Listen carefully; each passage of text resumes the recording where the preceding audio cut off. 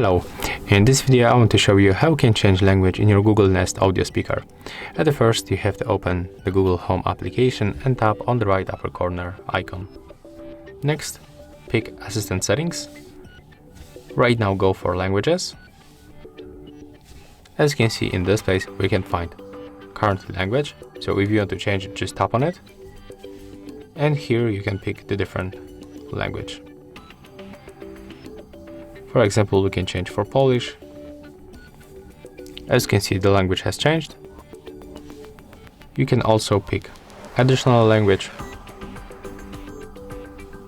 like the Espanol. And that's all.